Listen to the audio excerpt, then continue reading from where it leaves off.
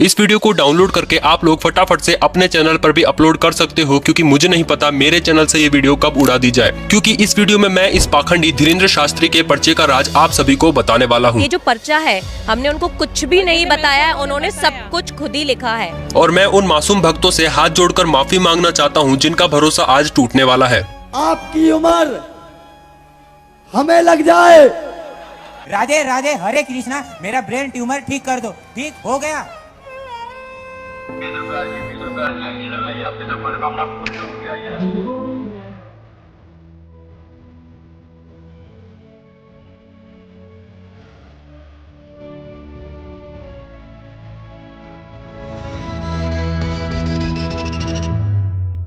वो राज जो mind readers news channels आज तक पता नहीं लगा पाए, वो इस वीडियो में मैं आपको बताने वाला हूँ। इस वक्त मैं चाहती हूँ कि आप धीरेन्द्र शास्त्री को सुने। जी सुनते और मुझे ये बताइए कि वो इस वक्त जो कर रहे हैं वो क्या है। तो वीडियो में बस एंड तक बने रहना, सब कुछ प्रूफ के साथ बताऊंगा। तो आइए जानते हैं कि ना इनके पास कोई सिद्धि साधना है और लोग भी जेन्युइन आते हैं, तो फिर ये स्कैम होता कैसे है। वैसे तो इसके पीछे का रहस्य 2 लाइन में ही खत्म हो जाता है। अब लेकिन क्योंकि आपको पूरा कंसेप्ट नहीं पता, तो अब ये 2 लाइन समझाने में मुझे 4 लाइन ज्यादा बोलनी पड़ेगी, ताकि आपको अच्छे से समझ आ सके। तो वो 2 लाइन कुछ ये है। धीरेन्द्र शास्त्री आपके पर्चे में सिर्फ वही बातें लिखता है जो खुद आप उनके सामने बैठकर धाम पर बताते हो। अब इसका जो एक्सप्लेनेशन है उसे थोड़ा ध्यान से समझना, क्योंकि अगर आप इस मेन कंसेप्ट को नहीं समझ पाए तो ये राज आपके लिए जीवन भर एक राज ही रह जाएगा और इसके आगे आपको कुछ भी समझ नहीं आएगा। और समझ गए तो बिफोर टाइम पर्चे का रहस्य भी जान जाओगे। जिनको नहीं पता उनको बता दूं कि अक्सर दरबार में लोगों का भरोसा जीतने के लिए यह कुछ पर्चे पहले से बनाकर रख लेते हैं, और दरबार से किसी को भी उठाकर ले आओ, पर्चा उसी का ही निकलेगा। हम पहले से पर्चा लिख लेते हैं बिफोर टाइम, फिर आप जिनको लेकर आए उन्हीं का ये पर्चा निकलेगा। और एक बात और बहन, आप लाएंगे उनको जिनका हमने पर्चा लिखा है।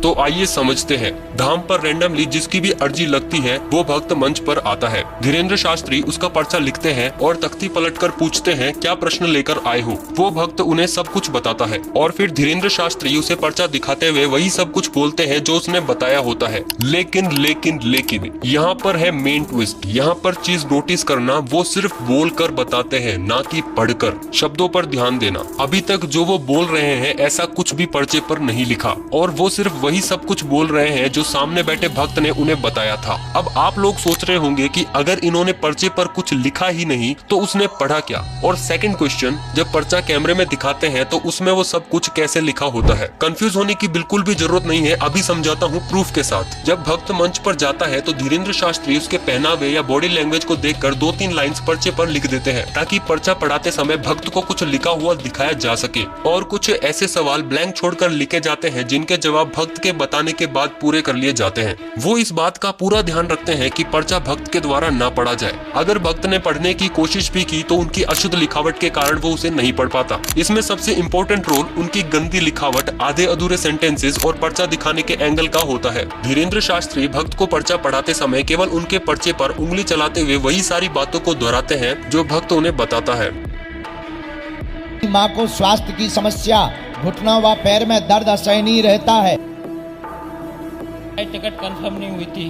हाँ, क्योंकि माता जी का थोड़ा सा वो रहता है कि मैं तो खड़ा होकर आ जाऊंगा, लेकिन मम्मी का हाँ दिक्कत सीट होगी। मिल जाए तो ठीक है। अपने भविष्य की अर्जी लेकर के आए हैं। कैरियर व्यापार में आपका उज्जवल होगा। आप जाकर के व्यापार डालें। नौकरी योग में योग नहीं है। और मैंने गवर्नमेंट जॉब की तैयारी की थी कई साल से, उसमें मेरे को कामयाबी नहीं मिली है।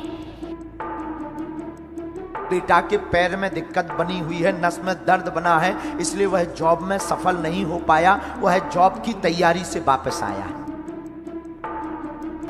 बच्चे की कुछ तकलीफें हैं, मिलिट्री एकेडमी से वापस आ गया, पैर दर्द उसके हाँ सभी खुशहाली चाहते, पूरा घर आपका परेशान है। दरबार में पूरे परिवार की अर्जी लेकर आए। शारीरिक, मानसिक, आर्थिक बहुत सारी परेशानियां बहुत दिनों से चल रही है पूरे परिवार में। हालांकि उस दौरान पर्चे में ऐसा कुछ भी नहीं लिखा होता।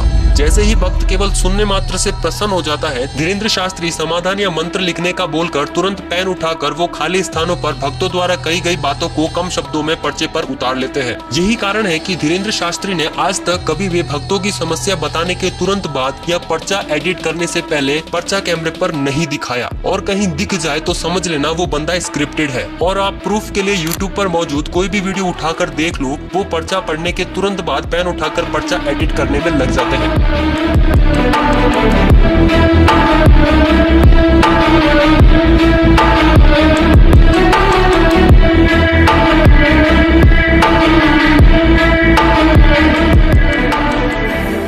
धीरेन्द्र शास्त्री उनके भक्तों को केवल वही जानकारी दे पाते हैं जो जानकारी उनके भक्त उनके सामने बैठकर बताता है। अगर भक्त के समस्याओं की एक लिस्ट बनाकर रख ली जाए और धीरेन्द्र शास्त्री के बने हुए पर्चे से मैच की जाए तो मैं दावे के साथ कह सकता हूं कि वो लिस्ट बिल्कुल भी मैच नहीं होगी। लेकिन शर्त ये है कि उस लिस्ट में लिखी हुई प्रॉब्लम्स का जिक्र धीरेन्द्र शास्त्री के सामने नहीं किया जाना चाहिए। धीरेन्द्र शास्त्री ने अपने कई दिव्य दरबार में पहले से पर्चा बनाकर लोगों और मीडिया को शौक में डाल दिया है, जिसे वो अक्सर बिफोर टाइम पर्चा भी कहते हैं। तो अगर आप पर्चा कैसे बनता है ये समझ पाए हो तो इसे समझना आपके लिए कोई बड़ी बात नहीं है। एक लाइन में बताऊं तो असल में धीरेन्द्र शास्त्री पर्चा तो भक्त की समस्या बताने के बाद ही लिखते हैं। तो उससे क्या फर्क पड़ता है कि पर्चा लिखने के बाद लोगों को बुलाया जाए या लोगों को बुलाने के बाद पर्चा खुलवाया जाए। तो अब मैं आपको प्रूफ के तौर पर कुछ ऐसी वीडियोस दिखाऊंगा जिसे देखने के बाद आपको सब कुछ क्लियर हो जाएगा। ये वीडियो काफी ज्यादा कंट्रोवर्शियल रही थी, जिसको सही साबित करने के लिए खुद बागेश्वर धाम सरकार ऑफिशियल ने ट्वीट किया था। ये लड़का भीड़ में बैठे अंधभक्तों से अलग और काफी ज्यादा बहादुर और बुद्धिमान है, लेकिन धीरेन्द्र शास्त्री सबके सामने इसे पागल साबित कर देते हैं। ब्रेन है तुम्हारा,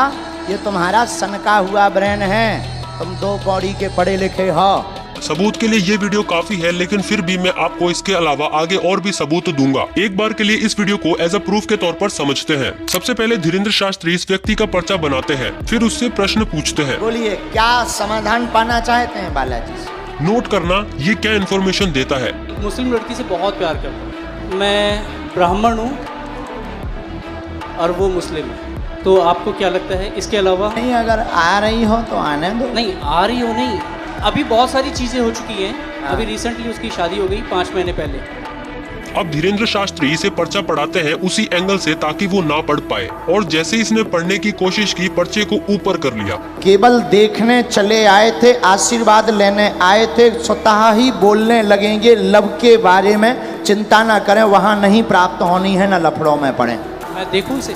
जब इसने कहा कि मैं देखूं, दिखाने की बजाय बार बार उंगली फेर कर बस उसे पढ़ा रहे थे। देखने चले आए, आशीर्वाद लेने आए, स्वतः ही बोलने लगेंगे लब के बारे में, वहाँ नहीं होना। लास्ट वर्ड देखना चाहूँगा। लास्ट वर्ड ये है, ओम बम बिराय नमः, बोलने लगेंगे कृपा आशीर्वाद। बराबर देखना चाहूँगा मैं उसे। स्वतः बोलने लगेंगे लब के बारे में कहेंगे कुछ। पढ़ लिया पढ़ तो लिया, लेकिन मुझे नहीं होगा तो नहीं होगा, स्वतः बोलने लगेंगे लब के बारे में नहीं होगा। इसमें लव के बारे में कहाँ लिखा हुआ है? लव के बारे में बोलने लगेंगे, लब के बारे में कहेंगे। यहाँ लव मुझे नजर नहीं आया। इसने कहा लव वर्ड पर्चे में नहीं दिखा, दिखेगा भी कैसे, लिखा ही नहीं। स्वतः बोलने लव कहाँ है? ये लव नहीं है, वो आपने घुमा अब देखो कैसे उनकी टीम का मेंबर खतरा महसूस होते ही फ्रेम में आ गया। महाराज इसमें लव कहीं नहीं है। मैं फिर कहता हूँ, मैं पढ़ लेता हूँ, मैं मास्टर्स डिग्री में हूँ। कोई भी पढ़ा लिखा आ जाए। लो भैया, पढ़ा लिखा पहले ही तैयार बैठा था।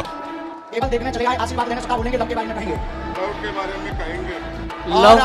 और आए केवल देखने चले आए, आशीर्वाद लेंगे, स्वतः बोलेंगे, लव के बारे में। भीड़ में से लड़की को बुलाया गया लव वर्ड पढ़ने के लिए। इसने कहा मेरा पर्चा भी बना दो, और वो बैठ गई। भगाने के लिए बाबा के टीम मेंबर ने कहा दीदी आपने लेदर का बेल्ट पहन रखा है। क्या लगेगी बुलाए? भाई मुझे नहीं दिख रहा, आपने शर्ट के नीचे बेल्ट देख कैसे लिया? एक्सरे विजन लगा रखी है क्या आंखों में? और दूसरी चीज, पंडाल में भजन स्टील की ढोलक बजा के करते हो क्या? वो भी तो लेदर का ही है। कुंज बिहारी के चरण,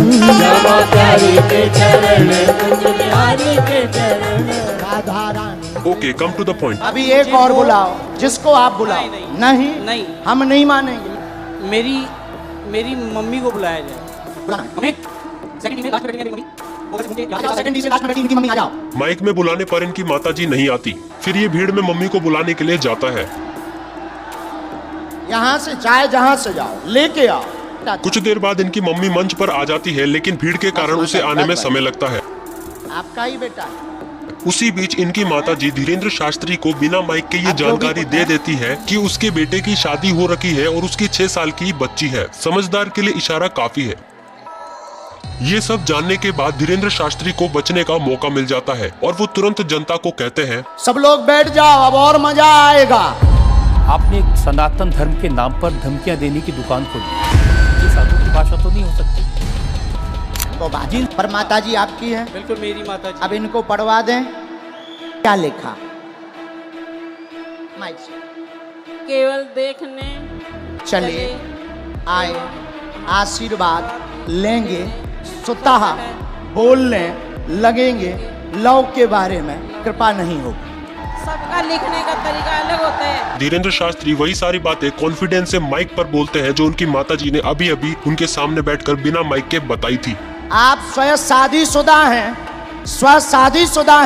6 साल की तुम्हारी बच्ची भी है, फिर भी तुम जो है उससे विवाह करना चाहते हो और उसके पीछे पड़े हो।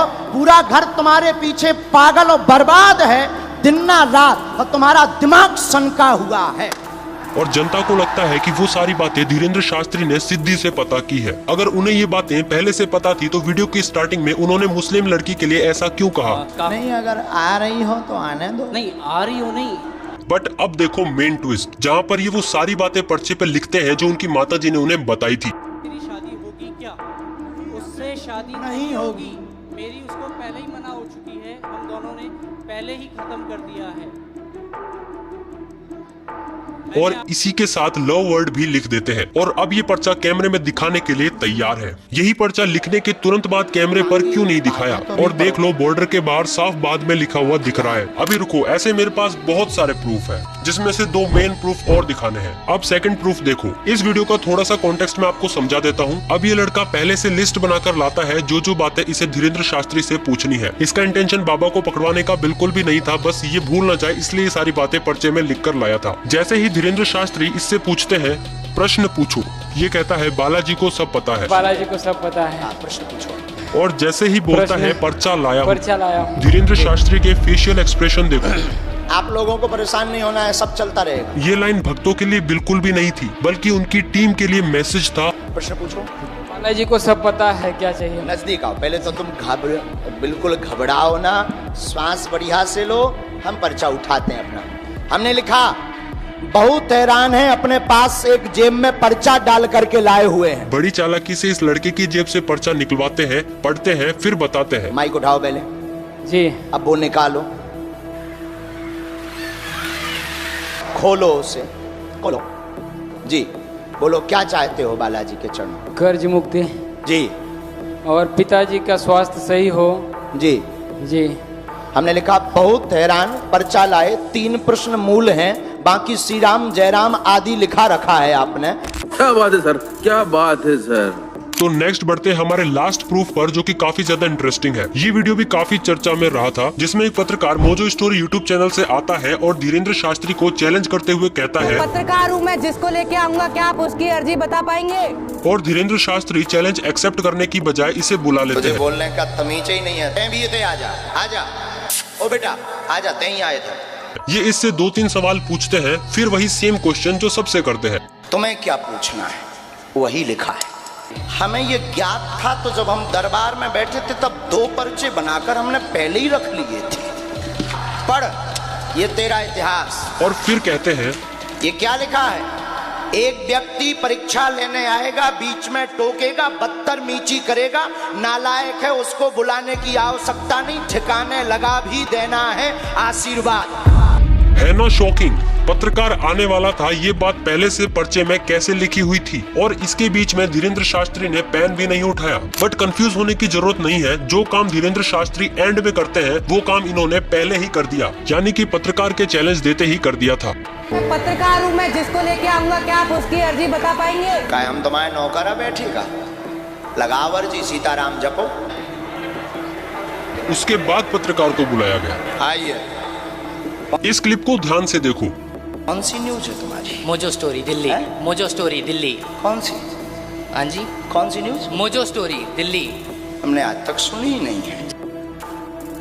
और टीम मौजोस्को से आएगा। इससे ये साफ साबित होता है कि धीरेन्द्र शास्त्री भक्तों की बताई हुई बातों को ही दोहराते हैं। यहाँ पर चैनल का नाम मोजो स्टोरी है और धीरेन्द्र शास्त्री ने 3 बार पूछा, लेकिन उसके बाद भी उन्हें समझ नहीं आया, इसलिए मोजो इसको ही बोल दिया। लेकिन अभी तक चैनल का नाम पर्चे पर नहीं लिखा हुआ। एक सजेशन देने के नाम पर फटाफट चैनल का नाम लिख दिया। क्योंकि ऐसे भी लोग आते तुम्हारे लिए एक सजेशन भी दें।